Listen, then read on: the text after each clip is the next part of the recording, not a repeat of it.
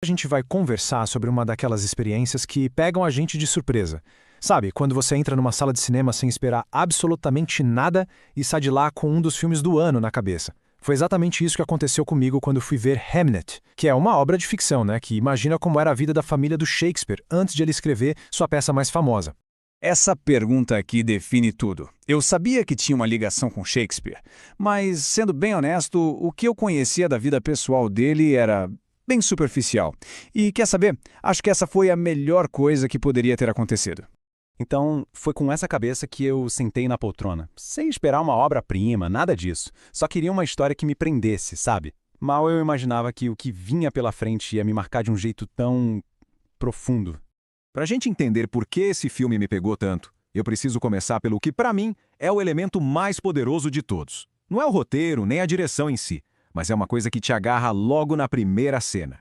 Antes de qualquer detalhe da história, antes de qualquer técnica de filmagem, o que me conquistou de um jeito assim avassalador foi Simples assim. O elenco.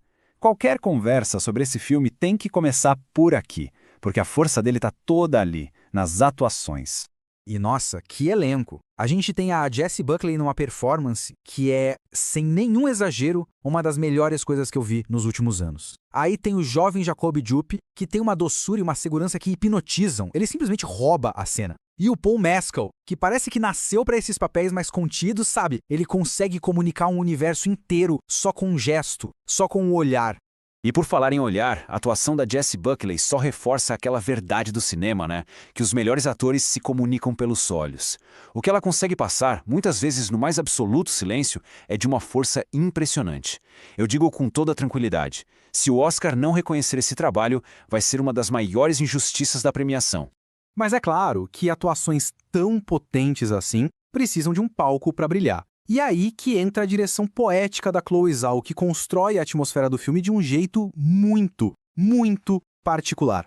Olha, diferente do cinema mais convencional, sabe? Aquele de ritmo acelerado, cheio de cortes rápidos, Hamnet é uma experiência contemplativa. A Chloe Zhao prefere planos mais abertos, uma condução delicada, quase crua. É um filme que pede um pouco de paciência, um olhar atento, porque a força dele não está nas explosões, está nos silêncios. E é aqui que a minha relação com o filme muda da água para o vinho. A gente chega no ponto de virada. Não só da história, mas da minha própria percepção sobre ela.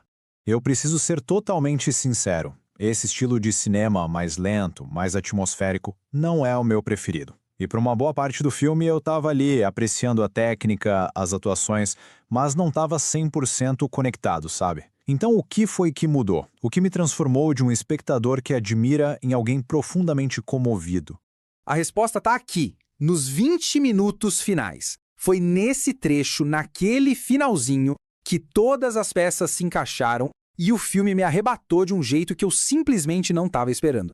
É nesse momento que a gente percebe que toda aquela construção lenta, cada silêncio, cada plano, tudo tinha um propósito. Tudo estava nos preparando para esse final, que é ao mesmo tempo lindo, sensível e devastadoramente emocionante. É quase impossível não se comover.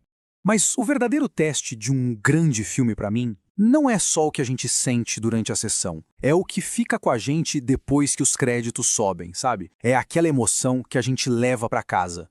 Hamnet tem um desses finais. Ele não acaba quando as luzes do cinema acendem. Ele continua ecoando na sua mente, no caminho de volta para casa, nos dias seguintes. É uma marca emocional que simplesmente não vai embora. E toda essa experiência me fez pensar sobre o poder que a arte tem de pegar a gente de surpresa. Então fica aqui a reflexão. Qual foi a última obra, um filme, um livro, uma música, tanto faz, que quebrou todas as suas expectativas e deixou uma marca assim inesperada e duradoura?